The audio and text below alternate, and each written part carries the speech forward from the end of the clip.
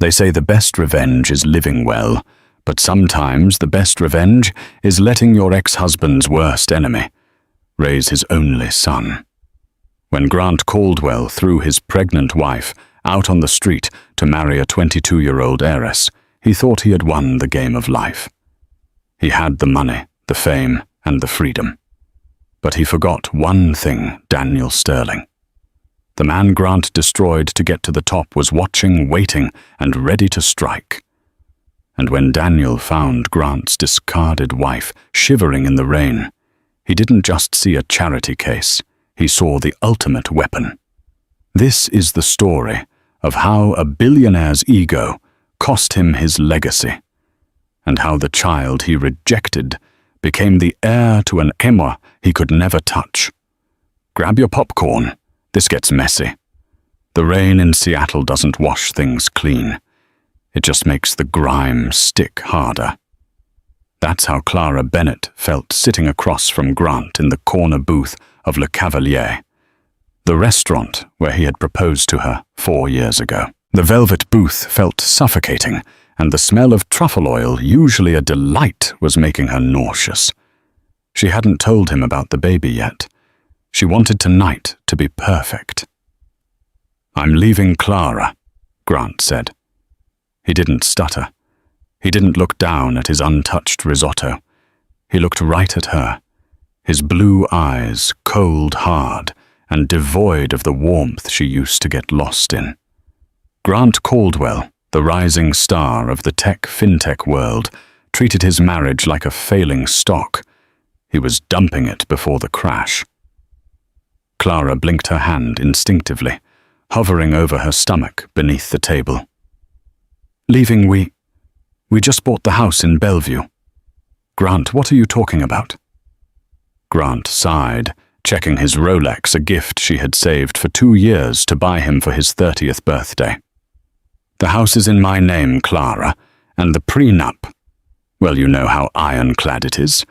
I've already had my lawyers draft the separation agreement. It's generous. $10,000. Enough to get you set up somewhere." "Modest." "Modest." Clara's voice cracked. "Grant is there. Someone else." He smirked, a cruel, arrogant tilt of his lips. "Tiffany Street James. Her father is sitting on the board of the merger commission. You understand, right? You were great for the startup phase, Clara. You were supportive when I was coding in the garage. But Tiffany, she fits the IPO. She fits the future." The brutality of it took the air out of her lungs. She wasn't a wife. She was a deprecated feature in his software. "I'm pregnant," she whispered. Grant paused. For a second, she thought she saw a flicker of humanity.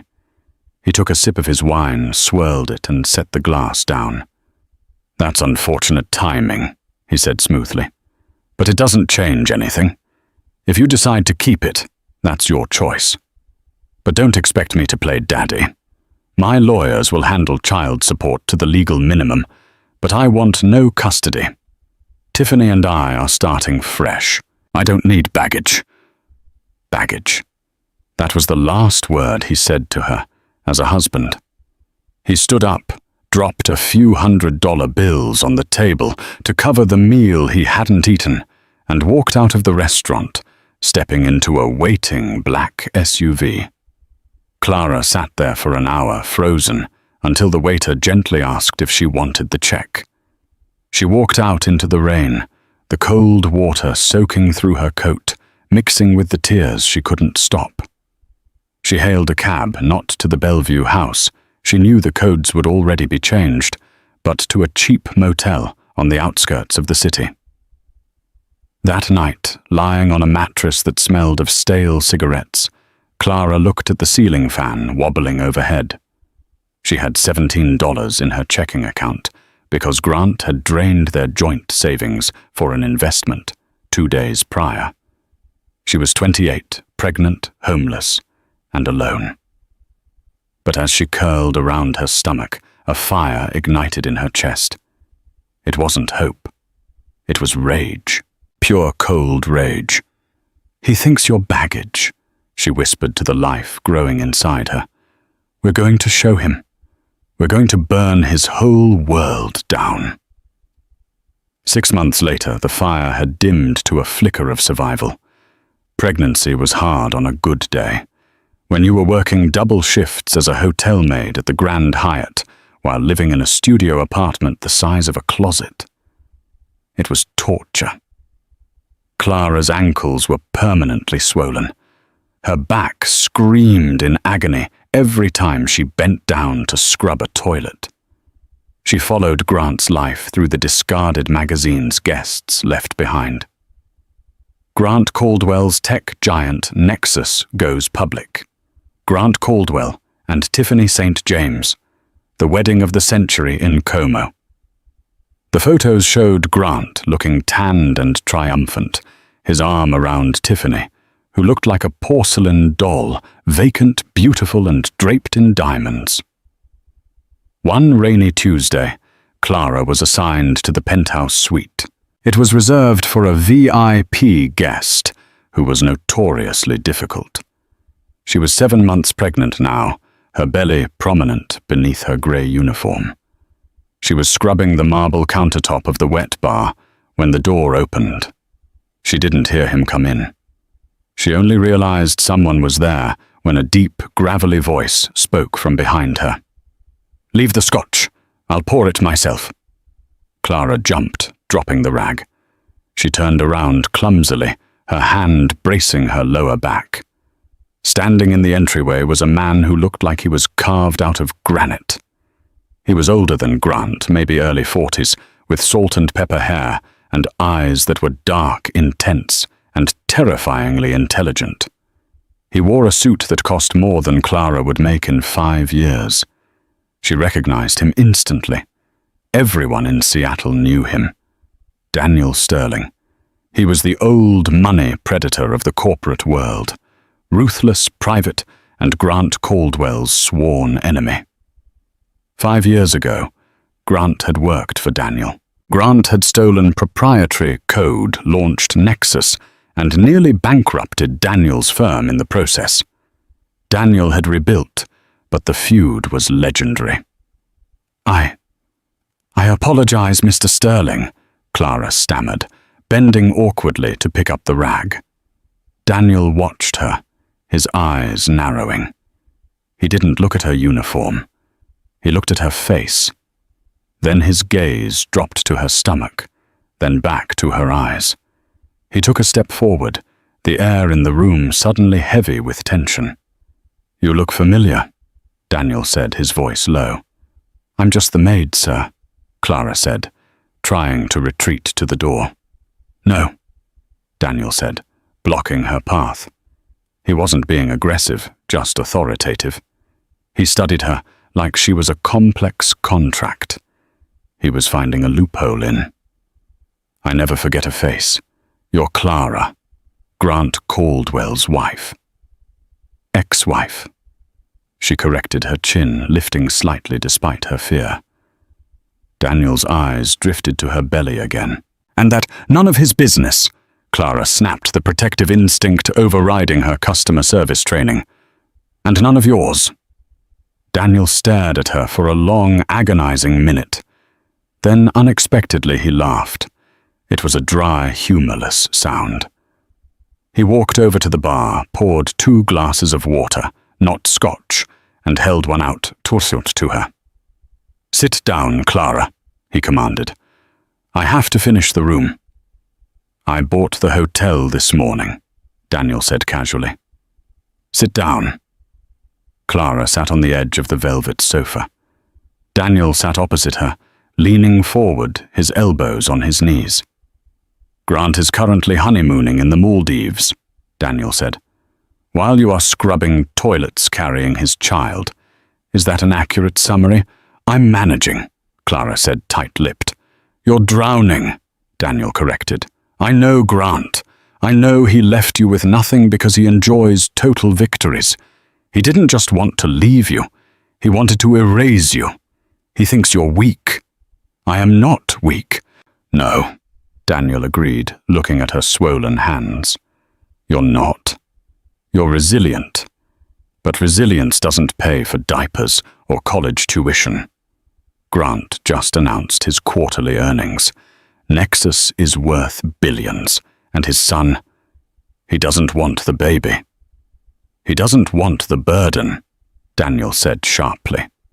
But wait until he finds out the baby is a boy. Wait until Tiffany refuses to ruin her figure with a pregnancy. Grant is a narcissist. Eventually he will want an heir, and he will come for yours. Clara felt a cold chill. He gave up his rights. Grant buys judges like he buys shoes, Daniel scoffed. If he wants the boy, he'll take him. Unless... Daniel leaned back, a shark-like grin spreading across his face. Unless what? Clara asked. Unless the boy is already claimed by someone much more powerful than Grant Caldwell. I don't understand. Daniel stood up and walked to the window looking out over the city skyline. I want to destroy Grant. Not just his business, I want to destroy his soul. I want him to look at the one thing he can't have and know it's because of me.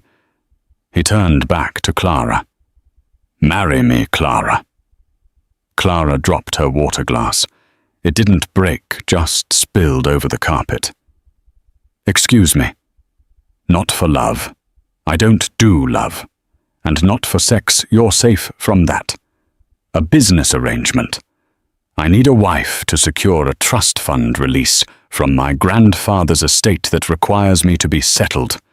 You need protection and a future for your child. I will adopt the baby.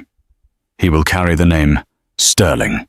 He will be heir to my empire, not Grant's. You want to raise your enemy's son? Clara asked, horrified and fascinated. I want to raise my enemy's son to be a better man than he ever was, Daniel said with conviction. I want Grant to watch his own flesh and blood grow up to crush him in the boardroom, wearing the name of the man he tried to destroy.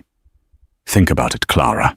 You can scrub toilets and wait for Grant to steal your child, or you can become the Queen of Seattle and watch Grant Caldwell kneel. The wedding was small, private, and legally unbreakable. Clara moved into the Sterling estate in the Highlands. It was a fortress of glass and steel overlooking the Puget Sound, a stark contrast to the fake suburban warmth of the house she had shared with Grant. Daniel was a man of his word. He gave her a wing of the house, a credit card with no limit, and the best medical care money could buy. But he was distant. He spent his nights in his study, plotting working, consuming companies. When Clara went into labor 3 weeks early, Daniel was in Tokyo. She expected to do it alone. She was used to being alone. But as they wheeled her into the delivery room, the doors swung open. Daniel was there, still in his suit, looking exhausted but present. He had flown a private jet at Mach speed to make it. He didn't hold her hand, but he stood by the head of the bed like a sentinel. "Breathe, Clara," he ordered, as if commanding a subordinate. Oddly, it helped.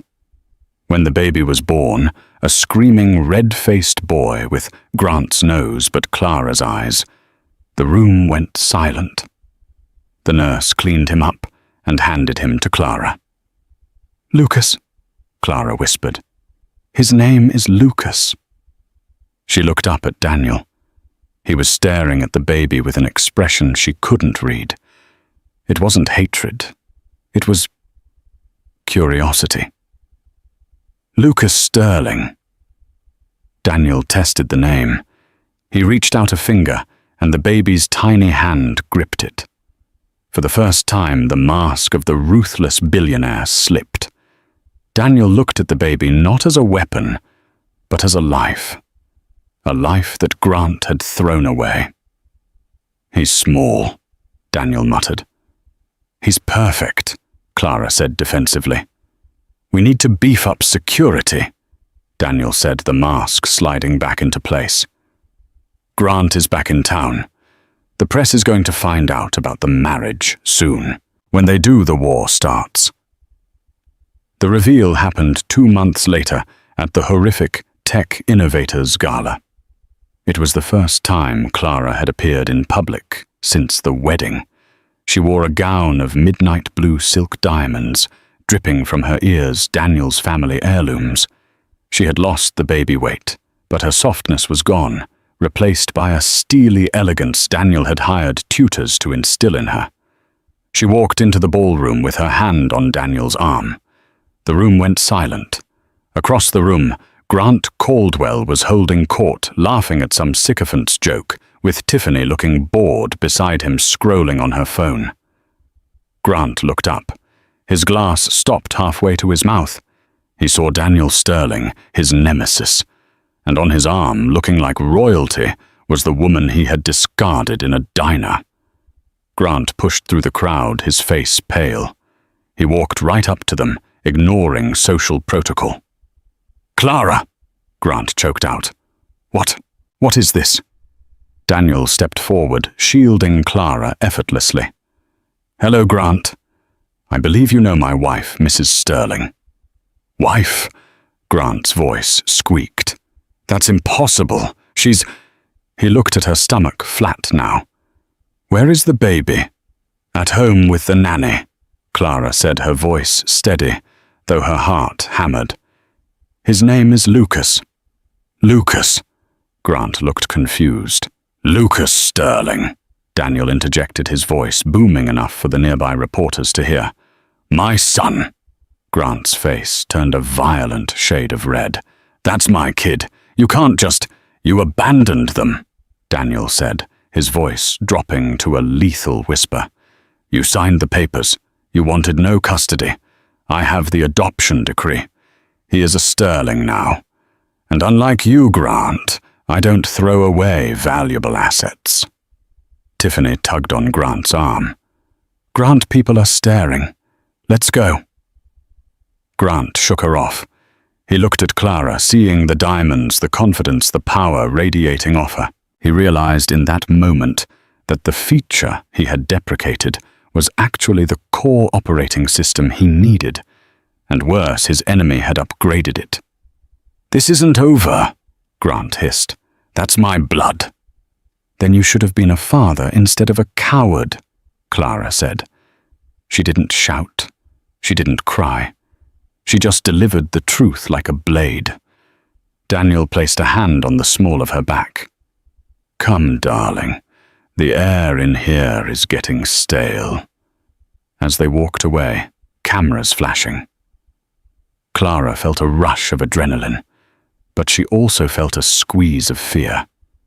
Grant had looked desperate, and desperate men were dangerous. Back in the car, the adrenaline faded. Clara slumped against the leather seat. "He's going to sue," she said. "Let him," Daniel said, checking his phone. "I just bought the law firm representing him. He'll have to find new counsel by morning." Clara looked at him. "Why do you hate him so much, Daniel? It can't just be the business." Daniel looked out of the window, the city lights reflecting in his dark eyes. "He didn't just steal my code, Clara. My younger sister, she was his fiancée before you. She was the starter wife before the starter wife. She took her own life when he left her for you. He erased her. I promised on her grave I would take everything from him." Clara gasped. She had never known. "Daniel, You were the innocent bystander," Daniel said softly. "But now you and Lucas, you are the justice." He looked at her, and for the first time there was no calculation in his eyes, just a weary, shared pain. "We are going to crush him, Clara. But first, we have a birthday party to plan. Lucas turns 3 months old next week." The years didn't pass. They accrued like compound interest. While Grant Caldwell was chasing headlines and fighting off antitrust lawsuits inside the high walls of the Sterling estate, a different kind of emperor was being built. It wasn't built on code or algorithms, but on loyalty. Daniel Sterling was not a warm man by nature. He didn't do baby talk. He didn't sit on the floor and stack blocks.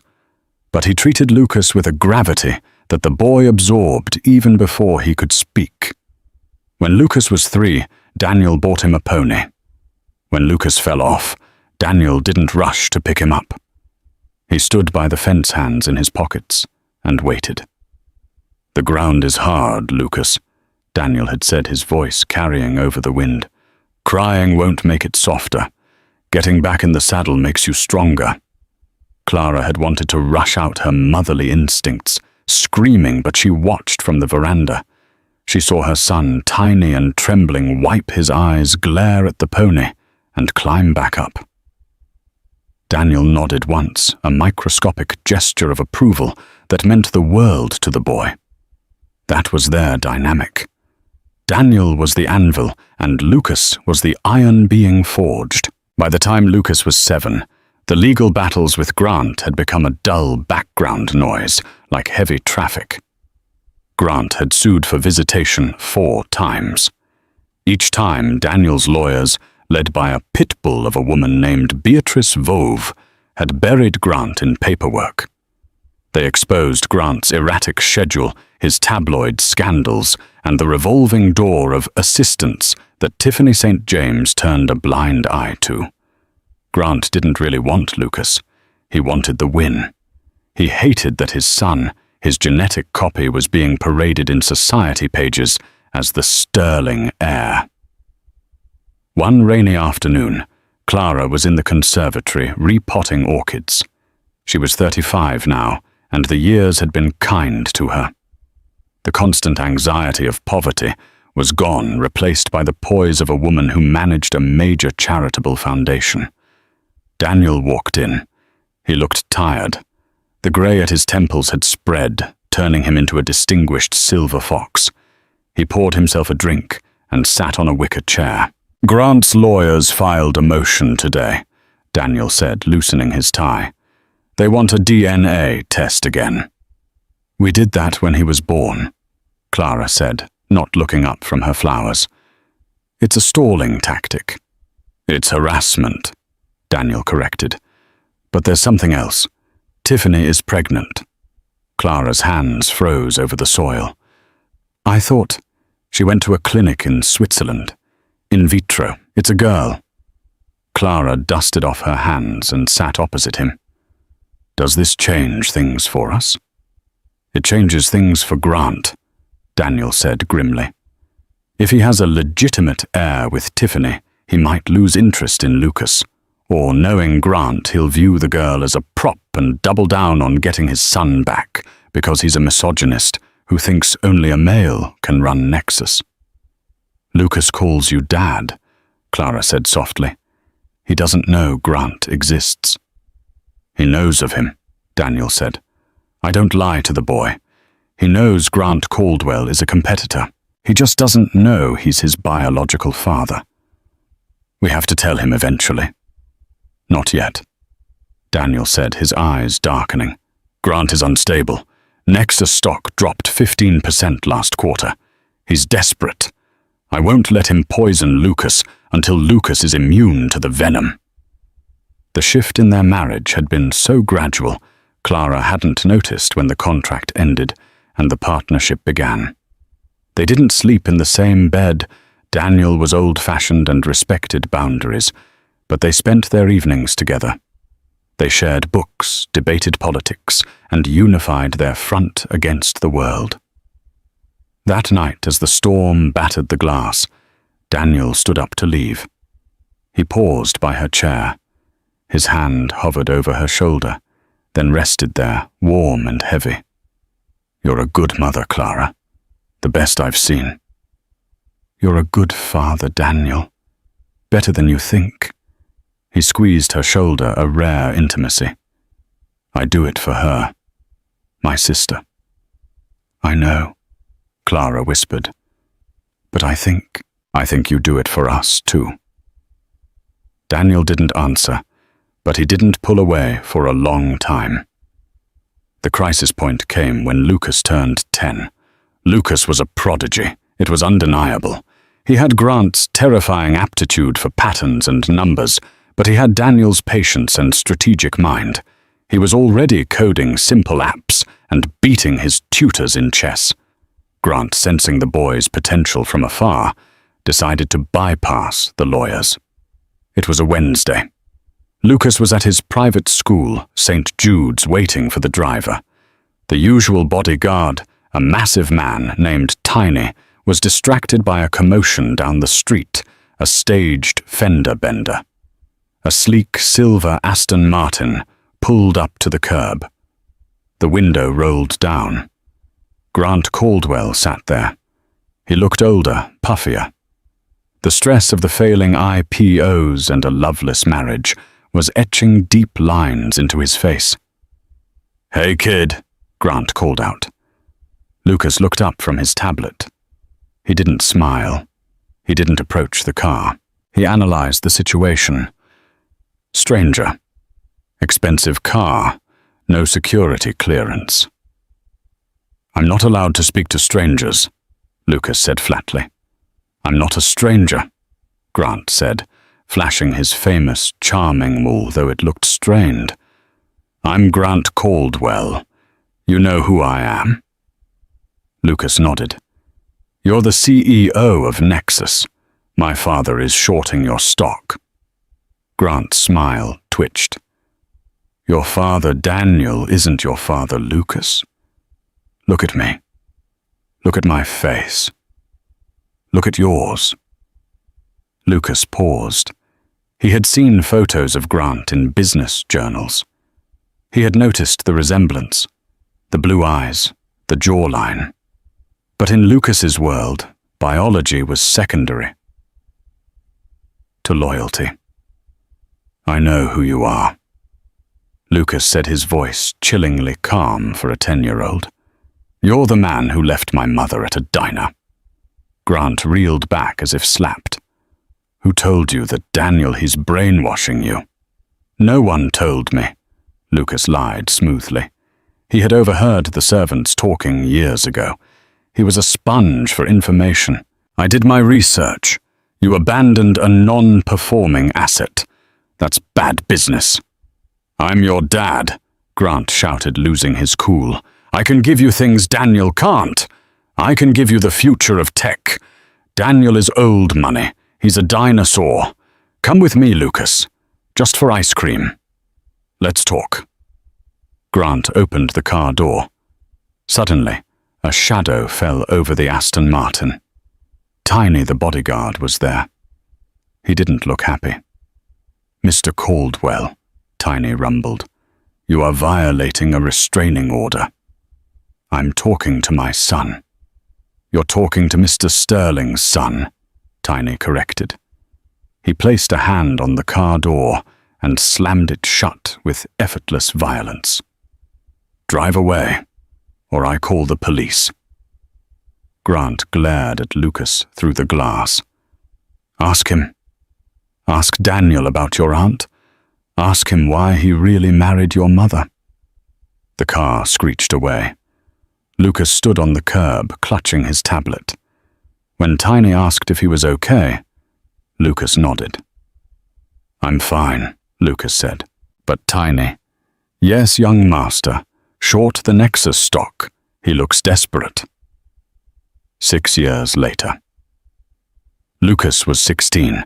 He wasn't just smart anymore. He was dangerous. He stood 6 feet tall, built like a rower, with an intellect that sharpened every time it hit a hard surface. He was interning at Sterling Holdings during the summer, not fetching coffee, but sitting in on mergers. But the seed Grant had planted, "Ask him about your aunt," had grown roots.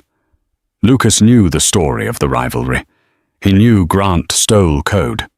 But he didn't know the personal toll. He didn't know about Daniel's sister. The revelation didn't come from Daniel. It came from Tiffany. The St. James Caldwell marriage had finally imploded. It was a spectacular supernova of gossip.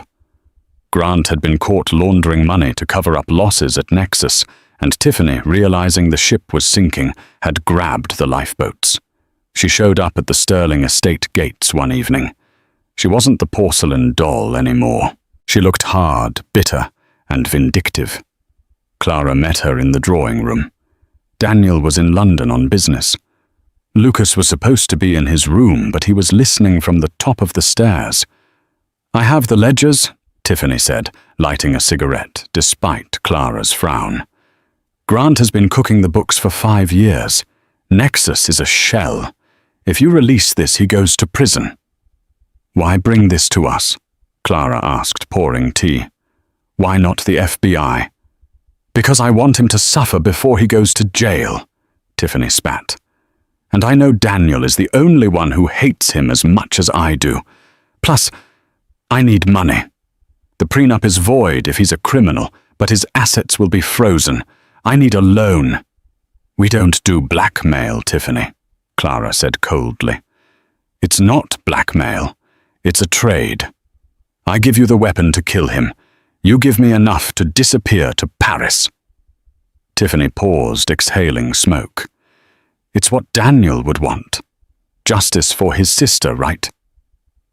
"Sister?" Clara stiffened. "Oh, come on," Tiffany laughed harshly. "Don't tell me you don't know the girl Grant drove to suicide, Sarah Sterling. That's why Daniel hates him. That's why he picked you. He didn't love you, Clara.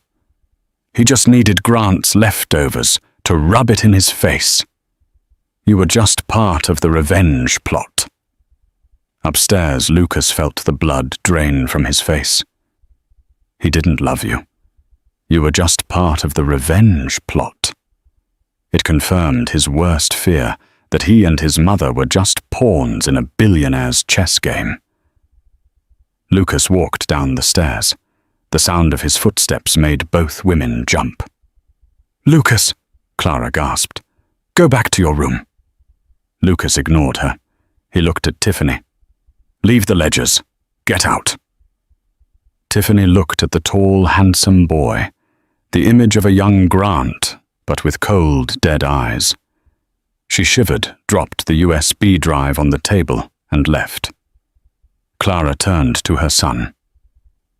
"Lucas, she's lying about the love. Daniel." "Does Daniel have a dead sister named Sarah?" Lucas asked. Clara hesitated. "Yes." "Did Grant date her?" "Yes." "Did Daniel marry you to get back at Grant?" It started that way." Clara stammered, tears welling up. "But Lucas, it changed. He loves us. In his own way. He loves us." Lucas looked at his mother, the woman who had raised him, who had shielded him. He saw the pain in her eyes. "He's never told me he loves me," Lucas said quietly. "Not once. He shows it, Lucas. He gave you his name. He gave you a future. He gave me a job," Lucas corrected. "I'm an employee, a high-ranking one, but an employee." He picked up the USB drive. "I'm going out, Mom." "Lucas, don't do anything stupid. Wait for Daniel to come home." "I'm not going to do anything stupid," Lucas said, pocketing the drive. "I'm going to end the war." Lucas didn't go to the police. He drove his Audi a 16th birthday gift straight to the Nexus headquarters. It was late, but the lights were on in the executive suite. Grant was there, frantically shredding documents. His empire was crumbling. The stock was in free fall, rumors of the fraud were leaking, and his staff had abandoned him.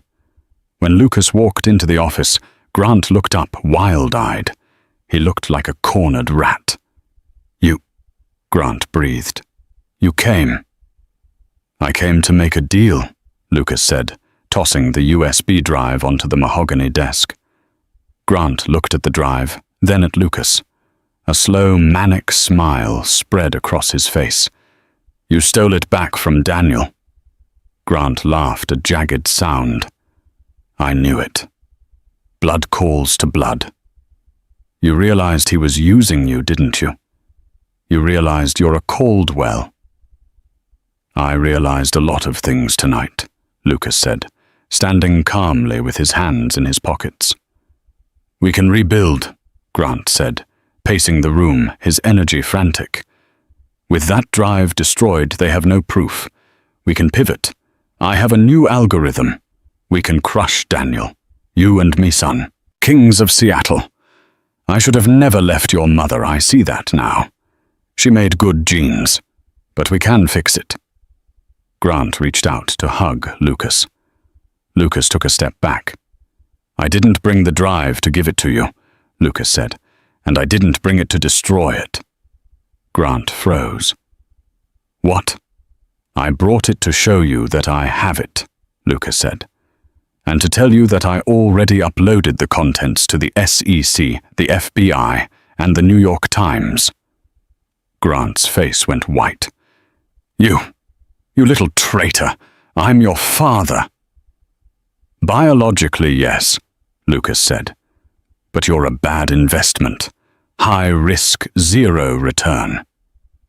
Daniel doesn't love you. Grant screamed, lunging across the desk. He hates me more than he loves you. You're just a trophy of his hate. Lucas didn't flinch. He easily sidestepped Grant's sloppy lunge. Grant crashed into a bookshelf, sending awards and trophies clattering to the floor. Maybe, Lucas said, his voice dropping, maybe I am a trophy. But I'm a Sterling, and Sterlings don't lose. Lucas turned to walk out. Wait, Grant sobbed, collapsing onto the floor among the broken glass. Lucas, please, they'll put me away for 20 years. I'm your dad. Lucas stopped at the door. He looked back at the pathetic figure of the man who had prioritized a merger over his pregnant wife. You should have thought about the long-term projection, Lucas said. Goodbye, Grant. Lucas walked out of the building just as the sirens began to wail in the distance. He sat in his car and watched the flashing lights surround the building. He watched the FBI agents storm the lobby. He felt empty. He had won. He had avenged his mother. He had destroyed the villain. But Tiffany's words still echoed in his head. He didn't love you. Lucas pulled out his phone. He had one call to make. Dad, he said when Daniel picked up on the first ring. Lucas. Daniel's voice sounded concerned, tight. Where are you? Clara is frantic. She said you took the drive. It's done, Lucas said. Grant is finished. The police are here. There was a silence on the line. A long, heavy silence. You shouldn't have done that, Daniel said finally. That was my burden to carry, not yours. It was my mother he hurt, Lucas said sharply. It was my life he threw away. I had the right. Come home, Lucas, Daniel said. Why? Lucas asked, his voice cracking for the first time. So we can celebrate the end of your revenge project, Tiffany told me. About Sarah. About why you married Mom. Was I just a tool, Dad? Was I just a way to hurt him? Silence again. Lucas. Daniel said, his voice sounding older than Lucas had ever heard it. Come home. I have something to show you. Not tell you. Show you. If after that you want to leave, I will give you your trust fund, and you never have to see me again. Lucas hung up. He put the car in gear. He was going home. To find out if he was a son or just a weapon that had finally been fired. The drive back to the Sterling estate was a blur of streetlights and rain.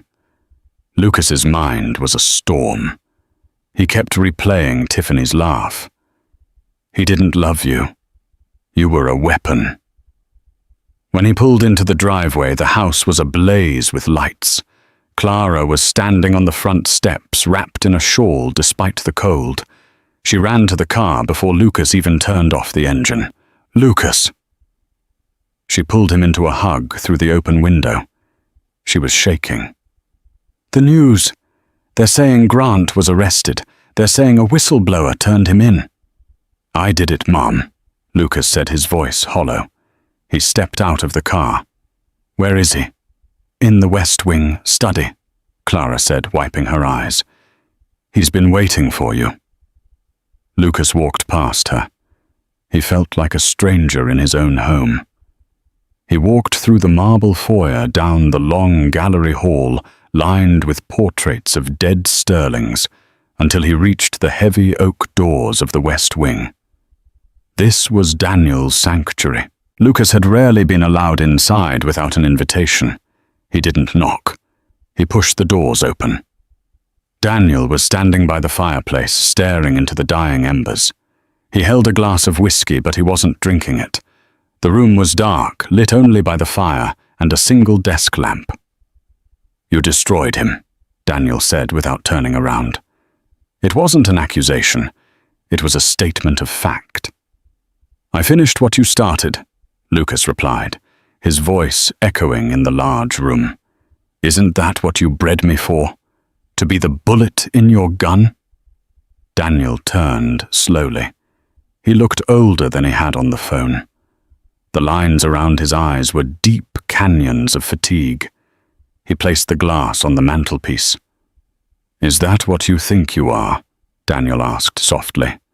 "Tiffany told me about Sarah," Lucas said, stepping closer, his anger rising like bile. "She told me Grant drove your sister to suicide. She told me you picked my mother off the scrap heap just to humiliate him. She told me I was just a prop." Lucas stopped a few feet from Daniel, his fists clenched. "Tell me she's lying, Daniel. Tell me you didn't look at me every day for 16 years and see Grant Caldwell's face. Tell me you didn't hate me for it." Daniel looked at Lucas. For a long moment, the silence stretched heavy and suffocating. "I can't tell you she's lying about Sarah," Daniel said. His voice was rough. "Grant broke her. He used her for her connections, drained her trust fund and left her. She took pills a week later. I found her." Lucas felt a cold stone settle in his stomach. "So it's true. I'm just revenge." "No," Daniel said. The word cracked like a whip. Daniel reached into his pocket and pulled out a key ring.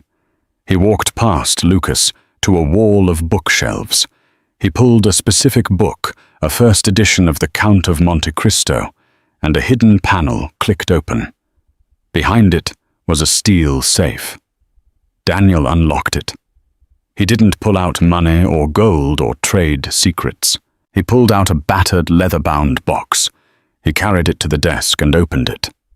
"Come here, Lucas," Daniel commanded. Lucas hesitated, then walked to the desk. Inside the box were things that made no sense for a billionaire corporate raider to keep. A hospital bracelet with Baby Boy Bennett printed on it, a finger painting of a blue horse, a ticket stub from the zoo, a crushed pine cone, a video camera memory card. "What is this?" Lucas whispered. "The first time I held you," Daniel said, picking up the hospital bracelet. "I looked at you, and yes, I saw Grant. I saw the man I hated. I told myself this boy will be the instrument of his destruction. I was cold. I was angry." Daniel picked up the pine cone. "Then you turned 4. We went to the cabin in Aspen. You found this pine cone. You didn't show it to your mother. You ran to me, you grabbed my leg, my expensive suit pants with your sticky, sap-covered hands, and you held this up and said, 'For you, Dad.'" Daniel's voice trembled. He looked at the pine cone as if it were a diamond. I froze. No one had ever given me anything without wanting something in return. Not my father, not my business partners. Just you. A 4-year-old boy offering me a pine cone because he thought I might like it. Daniel looked up, his eyes wet. "That was the day the revenge died, Lucas. That was the day I stopped seeing Grant's son and started seeing my son. I kept the feud alive because Grant was dangerous and I needed to protect you. But I didn't raise you to destroy him. I raised you to be better than him. And better than me." He reached into the box and pulled out a thick envelope. He slid it across the desk. "Open it." Lucas opened the envelope. It was a legal document, last will and testament of Daniel Sterling, dated 12 years ago. "Read the beneficiary clause," Daniel said. Lucas scanned the legalese. "I hereby leave the entirety of the Sterling estate, including majority holdings in Sterling Corp., to my son, Lucas Sterling, irrespective of biological paternity." "I signed that a week after the pine cone," Daniel said. "If I only wanted revenge, I would have left you a stipend. I gave you the empire, Lucas, not because you're a weapon, but because you're my heart." Lucas stared at the document. The date was from when he was 4, long before he showed any aptitude for business, long before he could be useful. Tears blurred Lucas's vision. The anger that had been fueling him for hours evaporated, leaving him feeling small and exhausted. "You never said it," Lucas choked out. "You never said you loved me." "I didn't know how," Daniel whispered, a tear finally escaping and tracking down his weathered cheek. "My father never said it to me. I thought if I made you strong, you wouldn't need love. I was wrong." Daniel walked around the desk. He stood in front of Lucas. The Iron Man of Seattle looked vulnerable. "I love you, Lucas," Daniel said, his voice thick with emotion. "You are the best thing I have ever done. You are not Grant's legacy. You are mine." Lucas broke. He stepped forward and wrapped his arms around Daniel. For the first time in 16 years, he didn't feel like he was hugging a statue. He felt his father hold him back, gripping him tight, shaking with silent sobs. In the doorway, Clara stood, watching her hand over her mouth, tears streaming down her face. The war was over. Not the war with Grant that was just business. The war for their family was won. The trial of Grant Caldwell was the media event of the decade. The evidence Lucas had provided was damning. Fraud, embezzlement, insider trading, money laundering. It was a laundry list of corporate sins. Grant had tried to plug the holes in his sinking ship by stealing from the passengers. Lucas attended every day of the trial. He sat in the front row wearing a charcoal suit flanked by Daniel and Clara. Grant looked terrible. He had lost 30 pounds. His hair was thinning. He wore a cheap suit provided by his public defender because all his assets were frozen. When Grant took the stand, he tried to play the victim. He cried. He pointed at Daniel. He screamed that it was a conspiracy. "That man," Grant shouted from the witness stand, pointing a shaking finger at Daniel. "He stole my life. He stole my wife. He stole my son."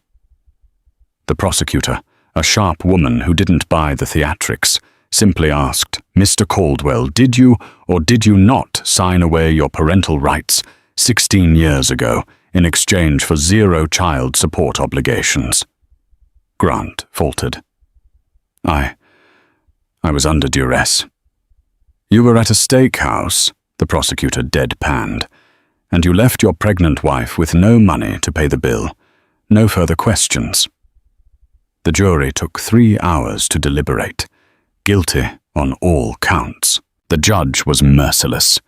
"Mr. Caldwell, you have shown a breathtaking arrogance and a total lack of remorse. You treated people like disposable commodities. It is time you learned that justice is not a commodity you can trade." Sentence: 25 years in federal prison. No possibility of parole for 15. As the bailiffs cuffed Grant, he turned to look at the gallery. He didn't look at Tiffany, who was sitting in the back row, writing a tell-all book in her head. He looked at Lucas.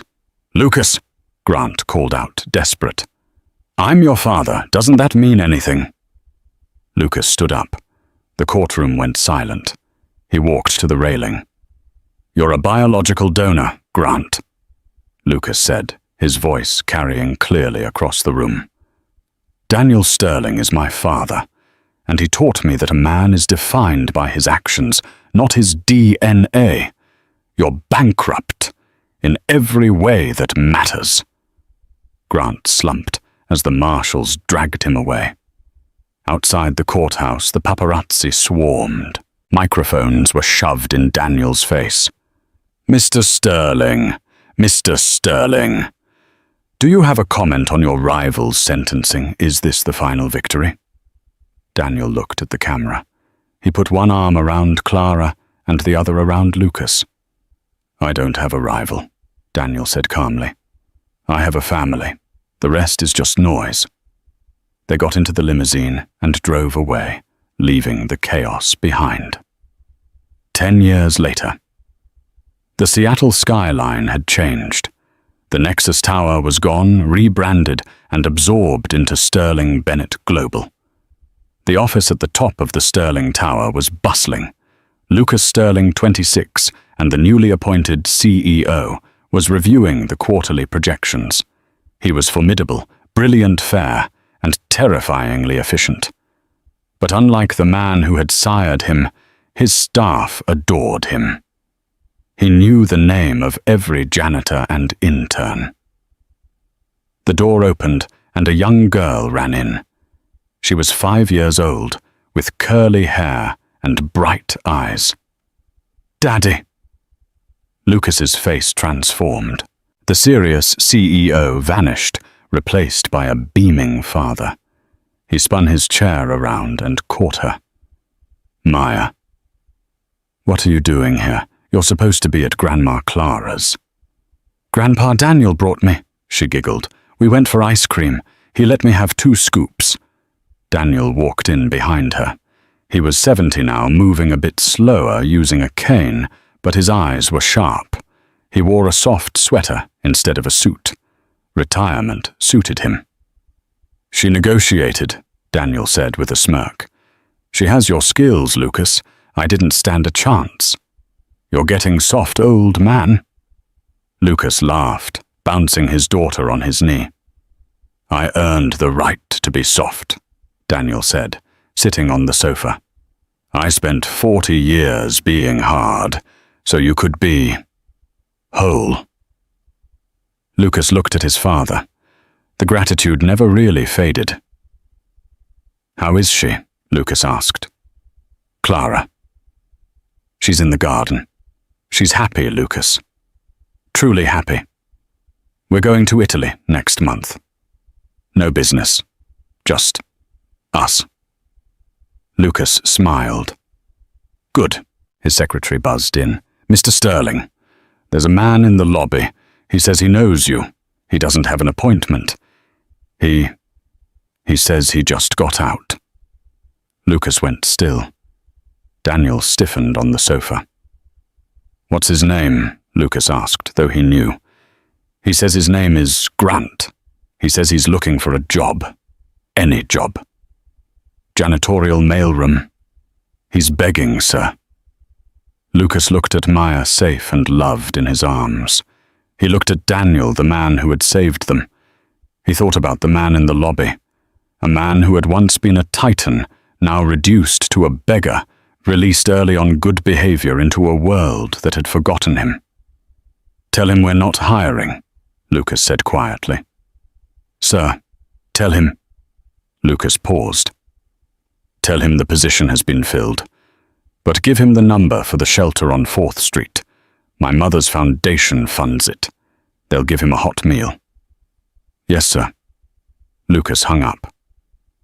"You're kinder than I would be," Daniel noted. "I'm not being kind," Lucas said, kissing the top of his daughter's head. "I'm just indifferent. Hate takes too much energy, Dad, and I have better things to invest in." Lucas stood up, holding Maya's hand. "Come on. Mom is waiting for us. Let's go home." They walked out of the office, the 3 generations of Sterlings, the one by blood, the one by choice, and the one by love. Down in the lobby, a grey, broken man watched the elevator indicators go up, realizing the doors would never open for him again. Grant Caldwell walked out into the rain, and this time no one was watching. And that, my friends, is how the ultimate revenge isn't about destroying your enemy. It's about outgrowing them. Grant Caldwell thought people were assets to be acquired and dumped. He died a pauper in a world he used to rule, while the son he threw away became the king he could never be. It brings up a tough question. If you were Lucas, would you have helped Grant at the end? Or did he deserve to be turned away? Let me know in the comments below. I really want to see your take on this. If you enjoyed this roller coaster of karma, betrayal, and redemption, please destroy that. Like button, it helps the channel more than you know. Don't forget to subscribe and hit the bell icon so you never miss a story. We drop new dramas every Tuesday and Friday. Thanks for listening, and remember, the best revenge is a life well lived. See you in the next one.